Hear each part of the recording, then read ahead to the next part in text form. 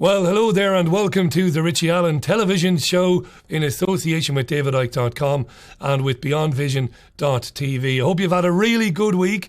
This show is for the week ending Friday, February the 19th, 2016. Hope all is well with you.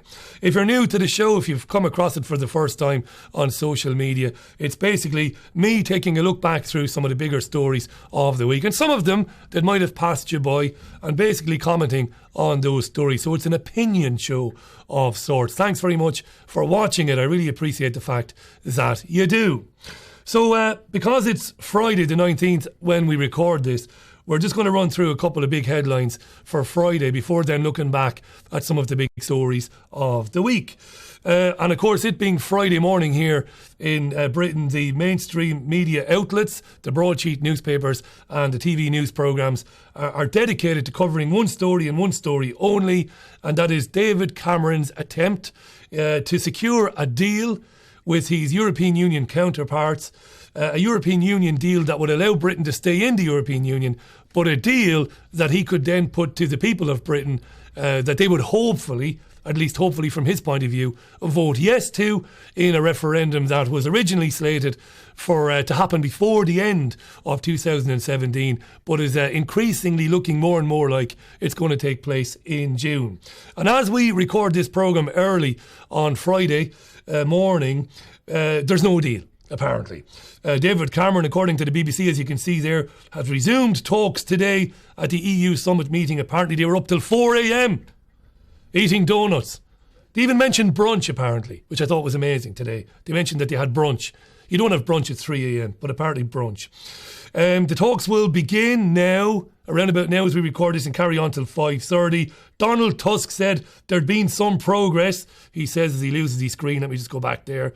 Angela Merkel said that the deal is difficult, but that there is a will there. Folks, I'm not going to spend too much time on this story because it would be wrong of me to bore you to death with opinions I've expressed before. This is a monumental charade. It's a monumental charade. Got this from one of the search engine image banks the other day, this particular image.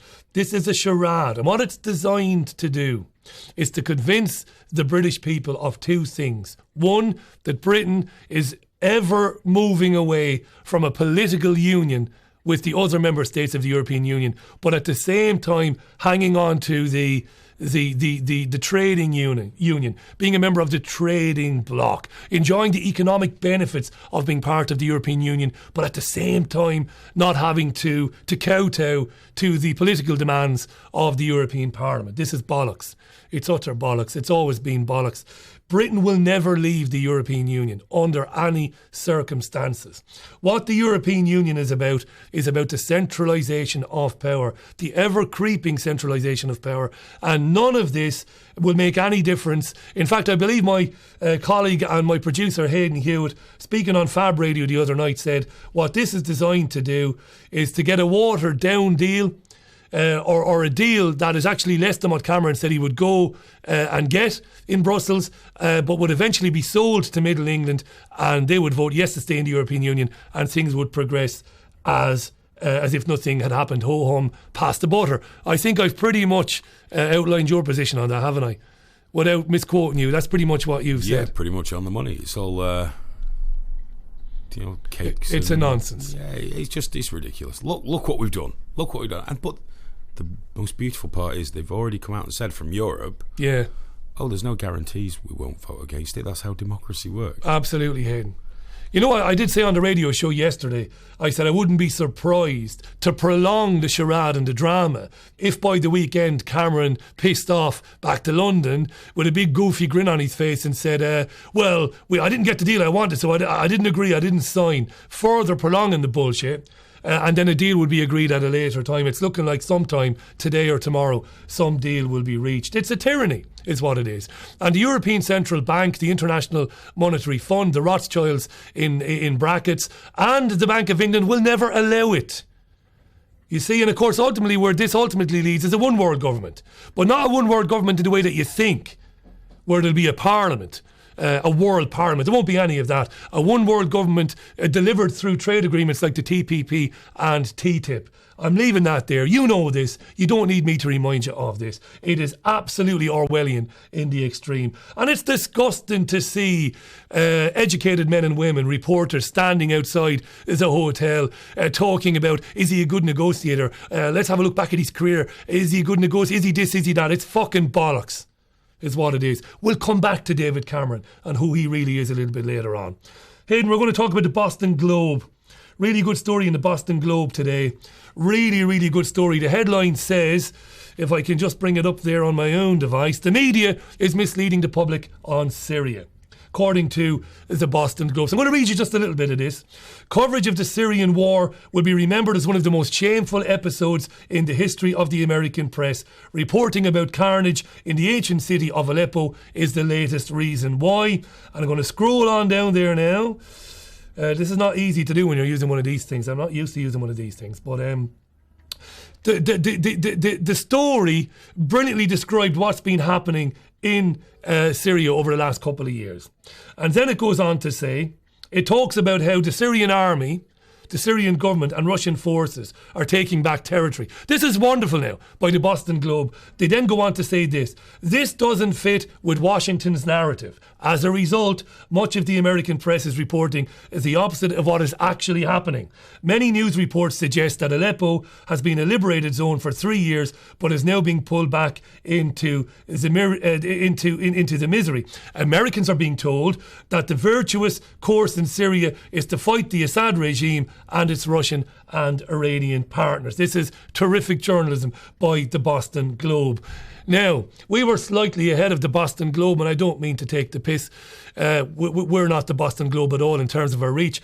But on the Richie Allen Show last week, a completely independent woman called Eva Bartlett was on the programme from Canada. She recently spent time in Syria, and she described exactly what the Boston Globe is describing even today. What did Google do? What did Google do? Well, they prevented us from monetizing that video. It's been seen 128,000 times now on YouTube. All she says is, this is what I saw in Syria. There's no bad language. There's nothing that anybody would find untoward about it. But Google went, fuck you. We'll stop it monetizing. And it's probably cost the Richie Allen radio show funding of around £500 to £600. And I'm small fry, remember. They're doing it to everybody. Everybody in the independent media is suffering this sort of nonsense. Congratulations on the Boston Globe. Do you want to weigh in there? I can see you grinning there knowingly. It's what they do. Yeah, because recently BVTV had 2 channels. Oh, this is great. Will you hear removed. This? Go on. These 2 channels were the least offensive things I've ever been involved in. One was a podcast about movies. Yeah. A podcast about films. It was just myself and Great. Chris. Good fun. Just sitting, chatting film. Right, what did they do? Well, I uploaded the podcasts. There were 3 of them. And within a space of 30 minutes, it had been flagged, reviewed. By Google. Removed, and the account removed. But the podcast was over an hour long. Podcast was an hour long. You didn't use clips of any movies in that podcast. Listen to this now. It was audio. The man is talking about movies. Just that it was 2 film nerds talking. Because I adore film. Flagged up. That's what it. The second channel. Well, it was done because you're a lively guy. But the second channel was These Charming Fans. Yeah. Which is a Man City fans show.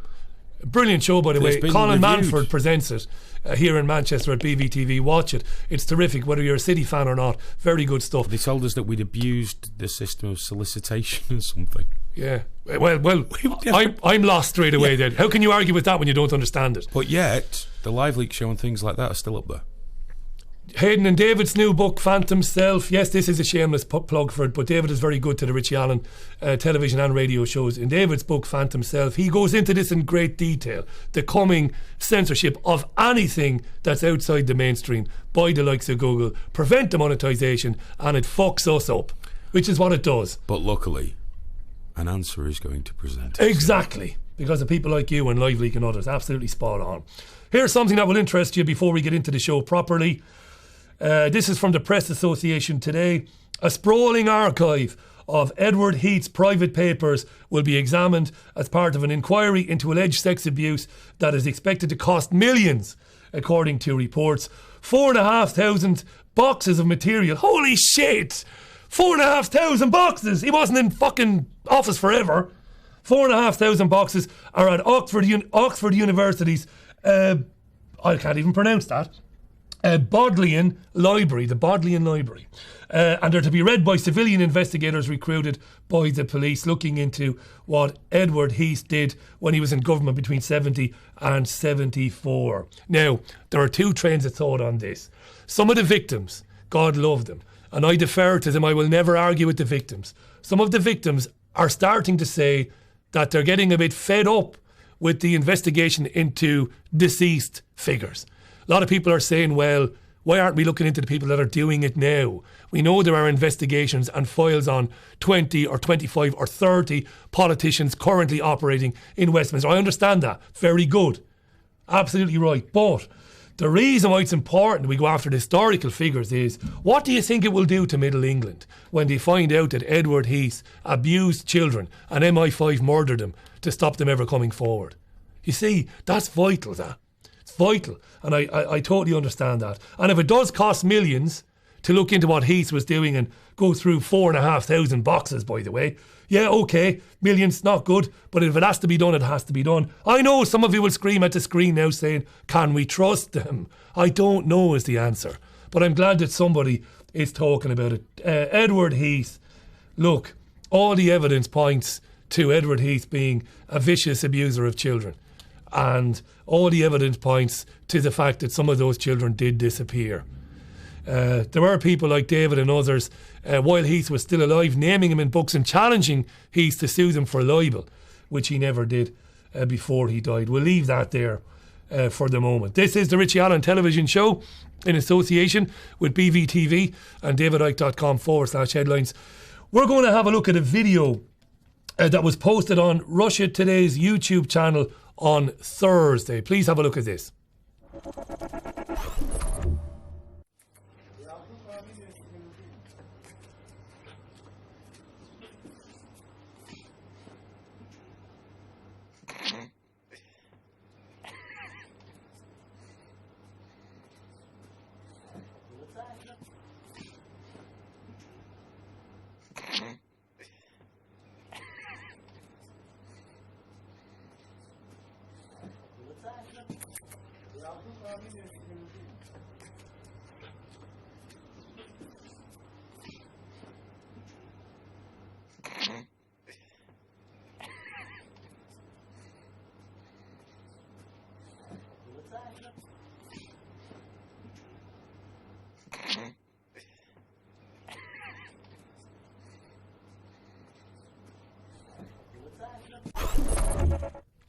There's a certain amount of Israel bashing that goes on this programme and on my radio programme. I'd be the first to admit that. So, it was nice to learn that the soldier from the Netzach Yehuda battalion was sentenced to 7 months in prison for his role in abusing that Palestinian detainee while others were laughing in the background. That's a good thing.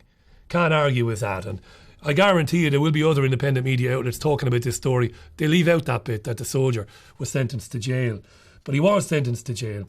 The reason I'm getting into this is because there is an absolute avalanche of propaganda in the media at the moment about the conduct of the Syrian and the Russian army.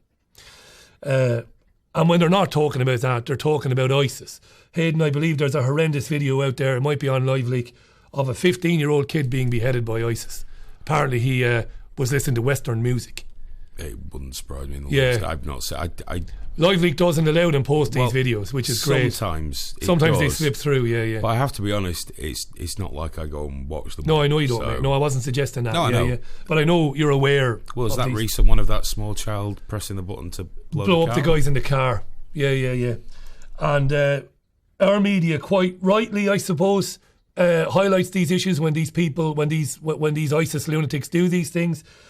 Of course, the media never talks about ISIS and who they are and where they came from, but I'm not going to get into that today. It's been done to death. So while they're talking about that, and they're talking about the heinous Russian military and what they're doing in hospitals, and we'll get to that a bit later on as well, and they overlook things like what the Israelis are capable of doing. I could spend time, and I think we did on the Richie Allen television show last year, we spent a lot of time talking about what the IDF does to Palestinian children when it takes them in. But who trained them is what I want to know. What gives them the inclination to do that to a helpless man who's tied with his arms behind his back and who's blindfolded? Why would you come up with that? Why would you... I'll tell you what we'll do. We'll electrocute this guy's neck, whether it was very, very, very heavy electricity or not. The fact is, it must be terrifying for the kid. Where do they get that? You know, we learned that it's one bad apple, the guy goes to prison. But it's not kind of strictly true, that. And we're going to get to that in a minute now when we talk about Abu Ghraib. Where are the guys who sit above these guys, the officers? You know, the people who train them. To get people to do this, surely you have to destroy the humanity within them. And at the same time, dehumanise the so-called enemy, whoever the enemy happens to be. I've gotten into this before in television shows, in radio shows with Jim Fetzer.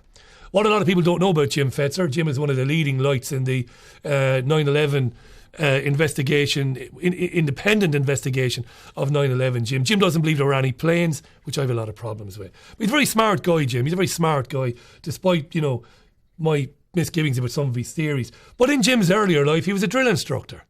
And he's talked about that on my programmes, and about how they make these men and women do that. I don't blame the young lad now who's in jail for 7 months for doing that. I blame the bastards who trained him and who dehumanised the Palestinians to lead him to a place in his life where he thinks it's okay to do that. And we're on to Abu Ghraib now.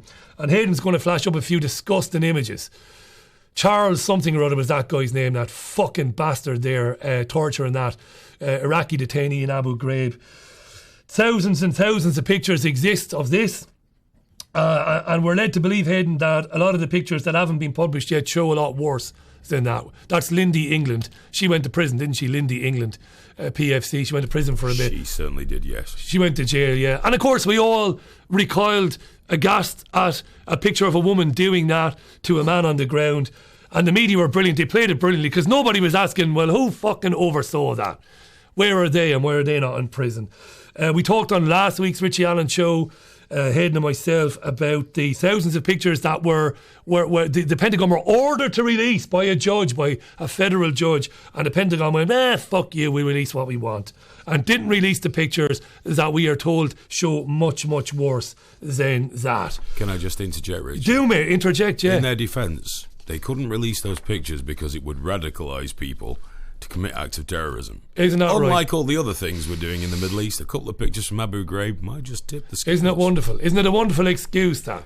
And at the same time, of course, they neatly sidestep the fact that it also becomes very difficult for them to point the finger even at the behaviour of other armies around the world. And that's why we cannot release these. You're 100% right. 100%. Moving on. Meningitis. I saw this yesterday. In fact, I saw it on Wednesday and I was disturbed by it. It's the story of a young girl called Faye Burdett who tragically died on Sunday, Valentine's Day, in fact, last week, aged 2. God love her and God love her family. Hayden's got a child, Hayden Jr. I don't. I hope to have in the future. Can't imagine it. I would never say a word against the family of any child, a family suffering this sort of horror. We'll show you a picture in a minute, but before we do, I'll give you the gist of the story. She developed meningitis, despite the I guess the heroic efforts of the doctors to help her. It didn't work, and she died after a battle. God love her, she battled on for 10 or 11 days and really gave a good go of it, but succumbed to meningitis. I don't know the family, and they certainly don't know me. I'm always reluctant to say they have my sympathies because it's very empty. You know, we live in a grief culture, don't we? Everybody wants to extend sympathies. They don't know me, I don't know them. But it's a child, and it does make you sad, and I do wish them well. Meningitis now persuaded the family to release pictures of Faye to go along with petitions to get the government to roll out a vaccination programme for every child under 11. And I think we have a picture to show. Jesus, that's a terrible picture, that. And it shows just how ill young Faye was at the very end of it. And you saw the BBC News story earlier, you saw how beautiful a child Faye was.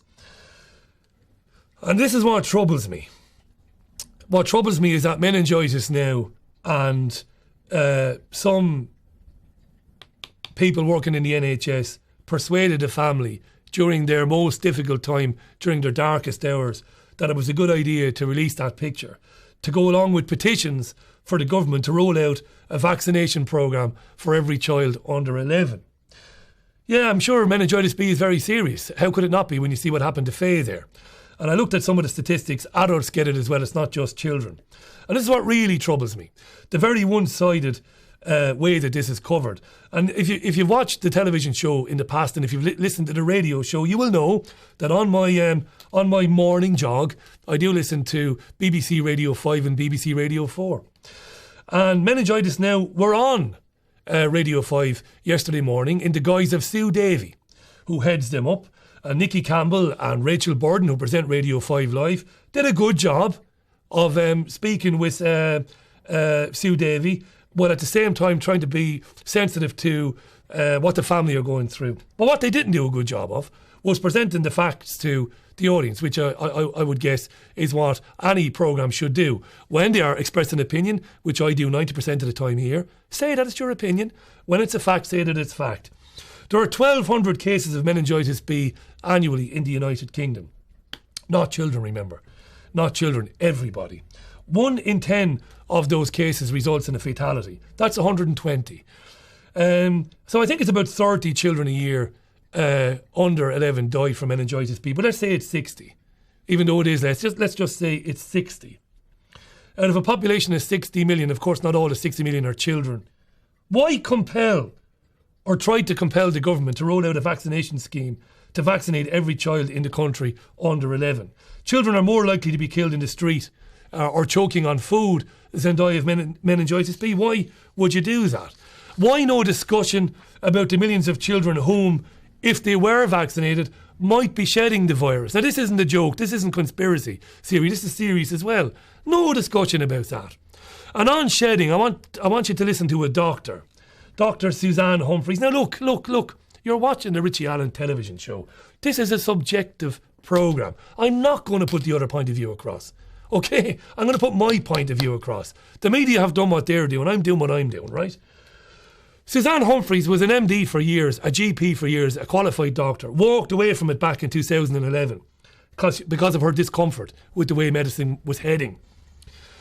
She spoke last year about evidence from Europe that measles vaccines were causing outbreaks in children, incidences that were underreported or completely ignored by the mainstream media. Now, we have gotten into this a lot on the Richie Allen radio show recently, which I know you listen to, so I'm not going to dwell on it too much, but I want you to hear from Suzanne Humphreys. Take a listen. There were several cases of measles outbreaks occurring in children who had just been vaccinated. And so they looked at the strain. They're having intensive surveillance of measles during this period of time. And so they looked at, with this DNA or genetic fingerprinting, what strains they were. And it was the vaccine strain that they were infected with. So not only did they become sick from measles, from the strain that they were vaccinated with, but they were contagious. And this article, the key to this article is that it said that in the past, we would have never known this. It would have either been considered a different disease,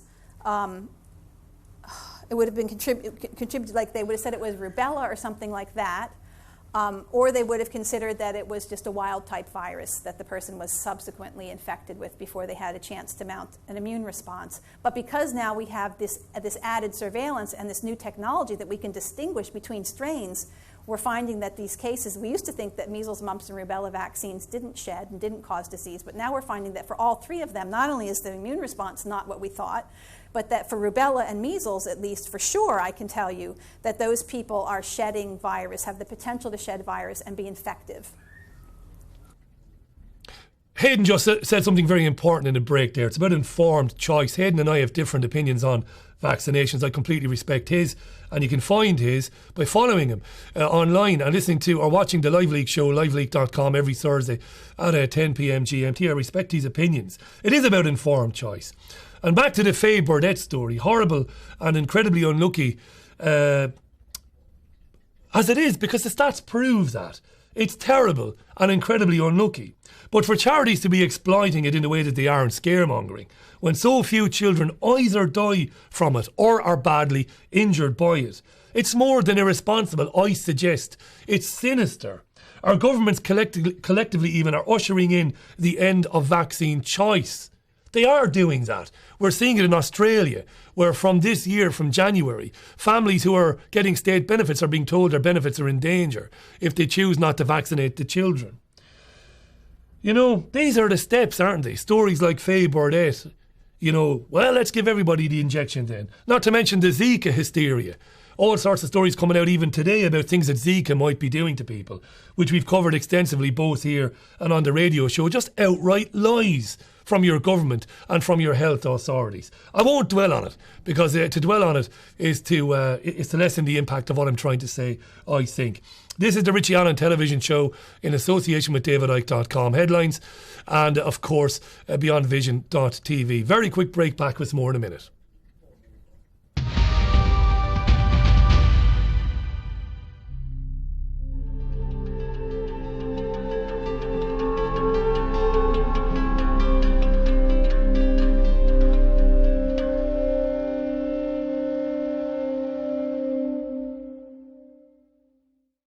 Attention small business owner, when is a box more than just a box?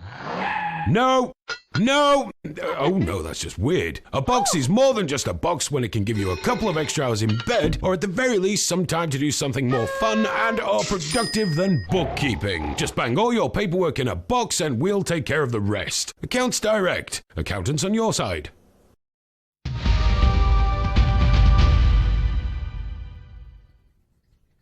Welcome back to the show. Hope you're well. It's the Richie Allen Show for the week ending February the 19th, 2016. Couple of quick plugs for a couple of shows and a website that are very, very close to my heart. Going to start off with liveleak.com. I think the greatest news website in the world, bar none. It really is that. I'm not kissing Hayden Hewitt's arse here. This is the most important website on planet Earth. It really is. There are stories on that site backed up with video information that the mainstream media are spending billions and billions of dollars a year to keep out of the news. How did he do that, I wonder, Richie? I'll get to that in another show. But liveleak.com every Thursday night, there is a zany and pithy show. Crazy show at times, other times terrifically observant about what's going on in the world today. That's the Live League show with Wingman John and Hayden Hewitt every Thursday at 10 p.m. GMT. And the Live League website's going to look all together different, isn't it, my friend? Soon enough, there's a version... Cut me out there. Sorry, cut you out, didn't I? There's a version 3 or version 4. Version 3 is coming this year. Lovely, yeah. At an enormous cost, I guess. Well, we've been kind of working on it for about 2.5, 3 years now. So...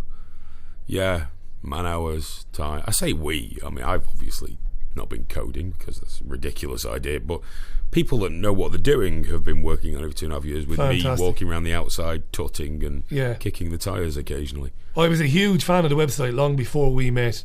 Then I found out that it's owned by MI5 and the CIA, of course. And Mossad. And Russia. That's right. They're all running Don't it. forget RT. Hayden is an asset of all of those agencies. Unbelievable, the stuff you get accused of. But I want you to check out DavidIcke.com. David is in Manchester next January, the 17th, I believe. We're not going to edit this out, so if it isn't, he's going to absolutely fucking kill me later on. But he's in the Apollo Theatre in Manchester. 10 hours, it's absolutely fantastic. But he's around the world as well. After working for months, he eventually got an Australian visa. He's in America. He's everywhere, really. In Europe as well, Central Europe and Spain. Go to davidicke.com for all the details. It's just terrific to see him do what he does for 10 hours. I suggest that if you've kind of got half an inclination, if you think, I like some of it, but I'm not sure about some of the esoteric stuff, get a ticket and go. Spend 10 hours there and then make your mind up. David's book details are all on davidicke.com as well. And check out richieallen.co.uk for the radio show Monday to Thursday, 8 p.m. GMT. We told you on this programme last week that the British government wants to engage ISIS in Libya. Because they're fucking everywhere, ISIS. We've got a story to back that up from the Daily Mail from a couple of weeks back there. There it is. We want to be in Libya chasing ISIS. Well, WikiLeaks released a document this week from a European Union report as it wants to send EU forces to Libya to stop illegal migration. You just can't You can't deal with the goal of these fucking liars from one week to another. I've got to come up with some more reasons to get into Libya. Right. We've been telling you for years, people like me. Now, I'm a relative baby when it comes to the independent media. I only began doing shows like this in the late 2000s. People like Maria Heller. How are you, Maria? I know she watches this occasionally. Wonderful woman. Oldest podcast on the web. Alex Jones, to be fair to him, at InfoWars, even though there's some batshit crazy stuff on InfoWars lately, which I'm not going to get into because I do love Alex a lot, but there's some crazy shit on there. But people like Alex and Maria and Michael Rivera and others have been telling you for years, and David's been writing it in his books for years, that there will be a European army eventually. Have a look at this report from RT, please. Examining this report, basically the most important elements of it are that after outlining the refugee inflow and statistics about the situation, this European operation, Operation Sophia, to transition from operations being already conducted in high seas to operations in Libyan territorial waters, what needs to be done, according to this classified document that has been released by WikiLeaks, is, quote, reliable government in Libya needs to be formed so it can so-called invite EU forces to operate within Libyan territorial waters and eventually on shore. This is the main argument made by this operations leader in terms of the operations that the European Union needs to conduct. And just to remind our viewers, in terms of the scope of this operation, this is something that was launched in the summer of 2015, and it has just over 1,300 people from 22 EU countries involved in this operation. They want to build a reliable government in Libya. They call it Operation Sophia. I'd love to have a reliable fucking government in this country. A government that doesn't send letters to men who fought in the first Gulf War in their 60s, who've got Alzheimer's, who can't recognise their own fucking family, to tell them they need to come for a Department of Work and Pensions interview. I should have sent you the clip, Hayden. Or the story. This was a big story by ITV News yesterday. I'd like a reliable government too. Let's get a reliable government here before we start fucking around in Libya. Of course, reliable means a puppet government though, doesn't it? Like the one in Ukraine, the one in Turkey, and the one in Iraq. Basically a Western government. Don't get me started about Natalie Jaresko and all the other lunatics in Ukraine. What they want, of course, is that the reliable Libyan government, ergo our government, will be given billions by the IMF, and the merry-go-round will start again. The control of Libyan oil and all the other state assets will be transferred to the World Bank, the IMF, the Rothschilds, and the people of that country will be fucking starved into oblivion. That's exactly the way this works. These are all the steps on the path to what I call, what I repeat, is a one world government or a new world order. It's the same fucking story time and time and time again. And all the while this goes on, we've seen bombings in Ankara this week blamed on Syria for a change and not ISIS. I wonder why the Turks would like to blame stuff on the Syrians. I wonder, has the Turks' ethnic cleansing of the Kurds got anything to do with that? Maybe it does, maybe it doesn't. Hospitals were attacked with Médecins Sans Frontières blaming Syria and Russia. Everybody in the world has blamed them for it.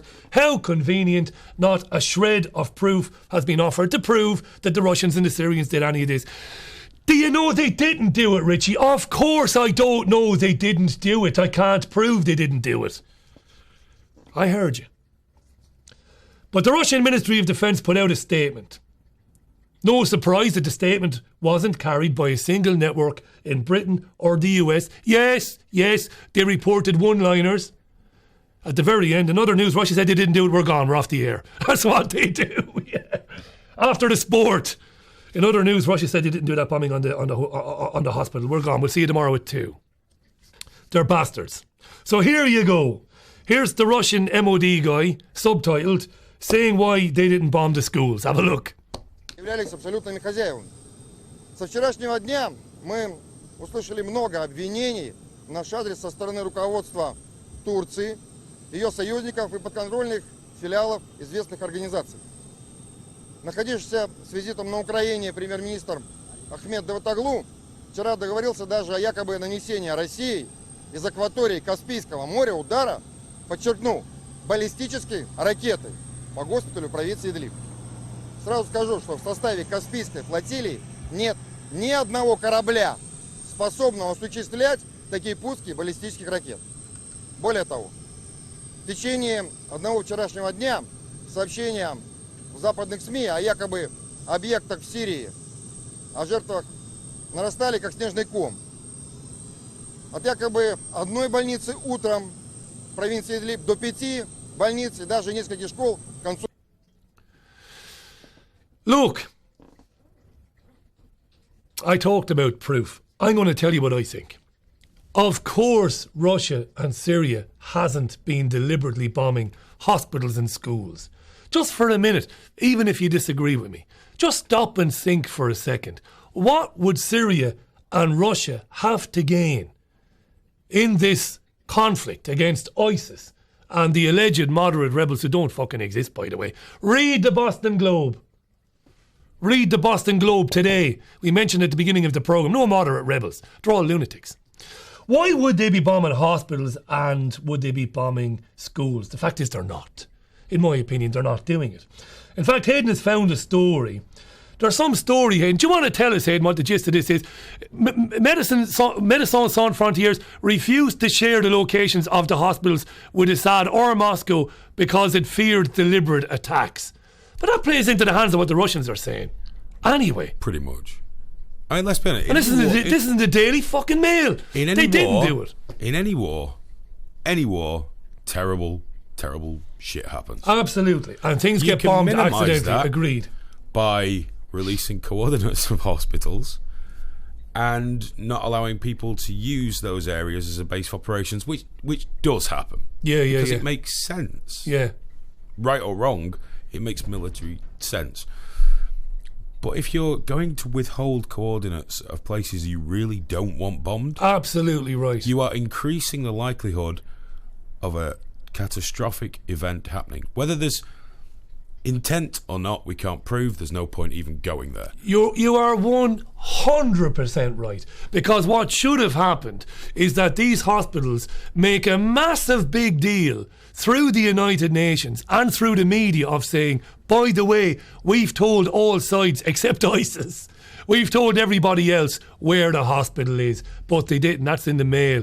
And that's serious, that. And it backs up what the Russians have been saying. There's a propaganda war against Russia because they've halted the gallop of ISIS. ISIS were meant to win. They were meant to plunge Syria into the failed state that we see in Libya now. They were armed to the teeth, given every opportunity, given every amenity that they needed by the CIA, by MI6, by other intelligence agencies to go to war in Syria. The Russians have put a stop to that. Am I saying I'm a cheerleader for the Russian government and for Vladimir Putin? Not in a million fucking years, am I? Or for any government. But in this issue, the Russians have a lot to answer for historically. In this issue, they're on the right side of it, as far as I can tell. Wow. And I mentioned on the radio show this week about the logic of Assad and killing his own people and the usual accusations made against dictators that we don't like anymore. And I said this and people seem to find it funny, but I think it was true.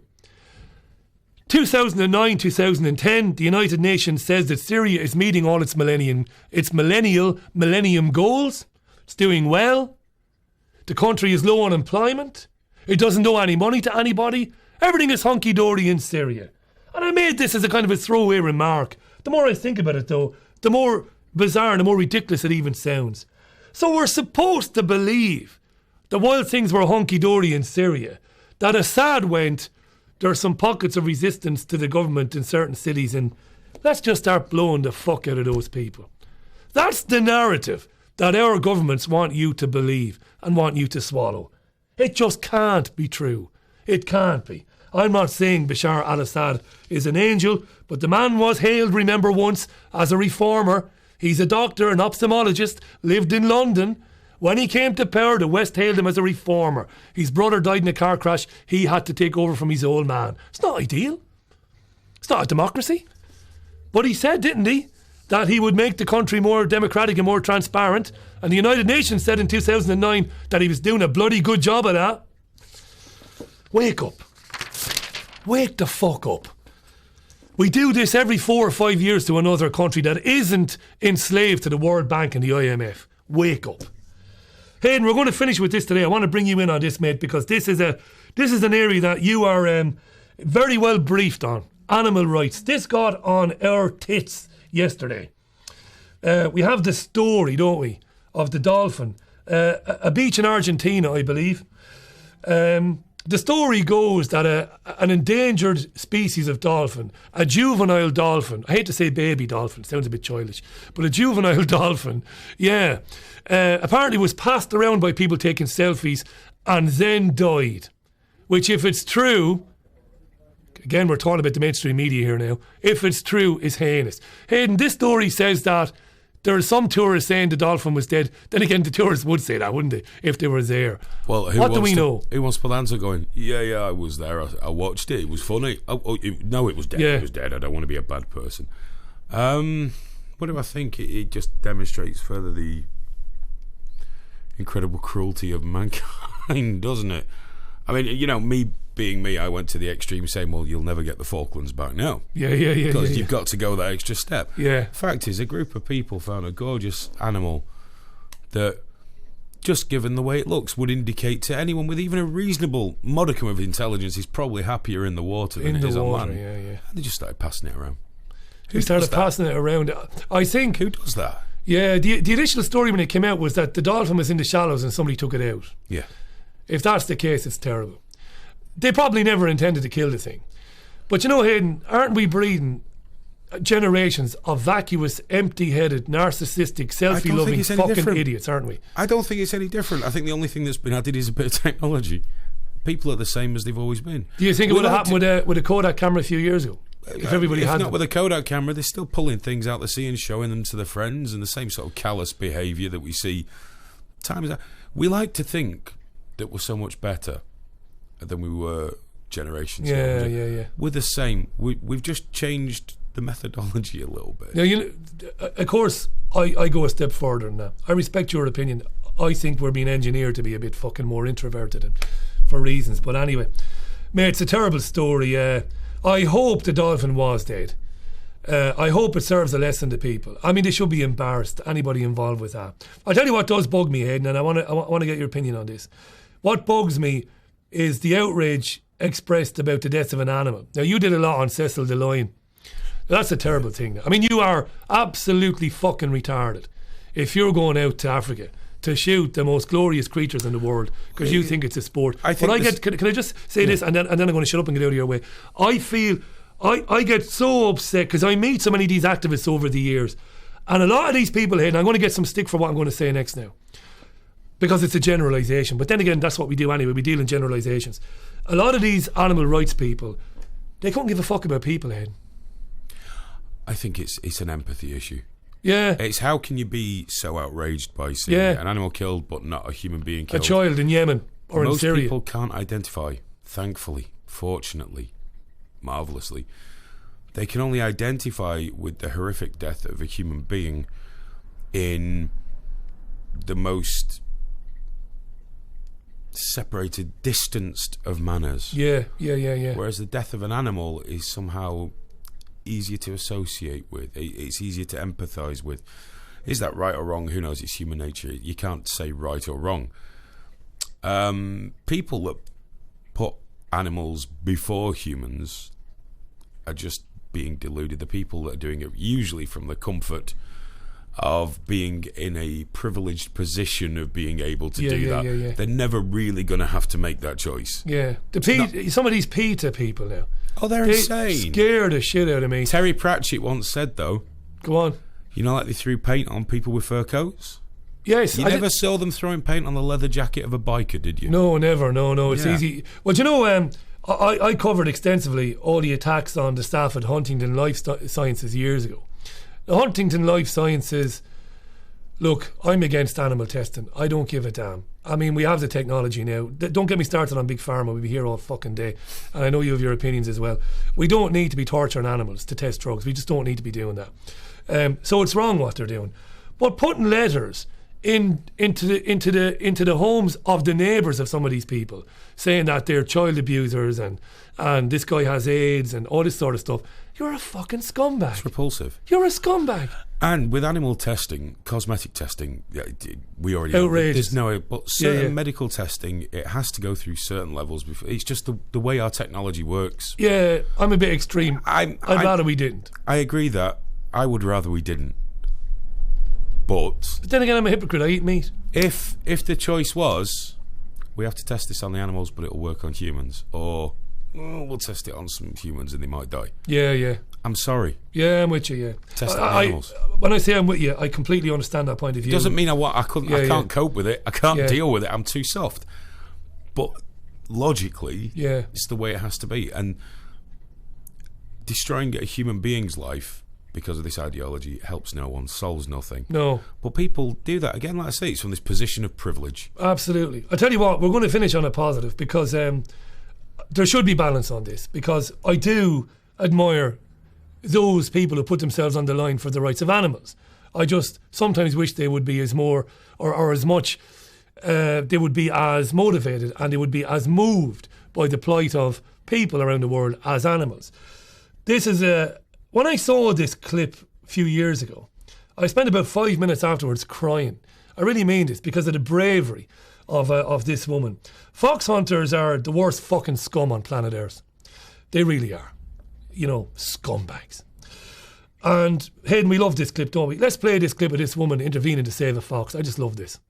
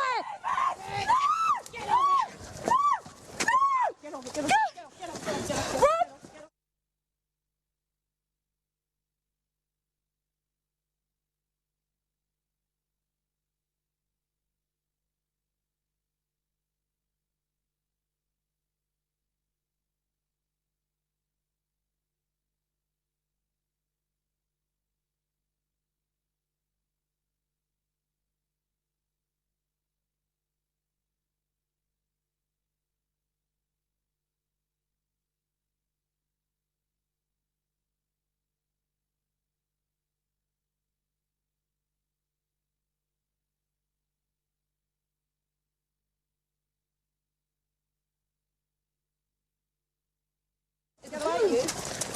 Leave it! Leave it! Leave it! Get assistance, quick! Get assistance, quick! Okay. Get my...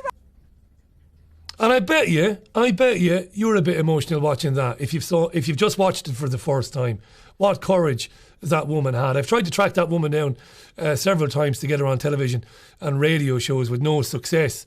It has to be said, absolute courage. And Hayden, the elitist, toffee-nosed fucking bastards on the horses there, as you said to me there while the clip was on, standing around waiting to see a beautiful animal, one of nature's most amazing creations, ripped to shreds. Torn apart by dogs. By dogs. That's a sport, though. If foxes are a problem and you euthanize them humanely, surely don't set dogs on them. No. And stand there and enjoy it. Dip your fucking handkerchief in it, as we said earlier, rub it on your face. Oh, Yeah, jolly yeah. good, yeah. Let me blow my fucking trumpet. Yeah. Obviously, we would never wish harm on a human being on the show. Never. No, But you're if as bad that as them. prick fell off his horse and swallowed his fucking trumpet, it wouldn't break my heart. You know? It's an image that will stay with me for the rest of the day. Every time he talks. I tell you what, mate, you're spot on. We got a picture of Cameron, don't we? We couldn't find... You know, we actually think... Now, we'll be proved wrong by you, the viewer. We think that Cameron's... The photograph, the famous photograph of him taken by the Mirror, riding out with the hunt. We can't find it anywhere. It's a black and white picture. I know, we didn't have very long, but if you do find that, please send it in. Send it to us, We would love to show it on a future But show. we'll just be conspiratorial about it and we'll say that it was taken down by somebody. by Mossad. Yeah. But we have a picture of him anyway. He does like the hunt, does Cameron. When you wonder about the psychopathy of these people, when you wonder how this guy can stand the fact that British-made weapons are sold to the Saudis, who then use them to blow up, and we talk about blowing up hospitals, we were able to prove that the Saudis are doing that in Yemen, and schools, and houses. That's why. That's why that guy can sleep at night. He's a fucking psychopath. And so is Theresa May and Boris Johnson and all the rest of them. We're going to leave it for now.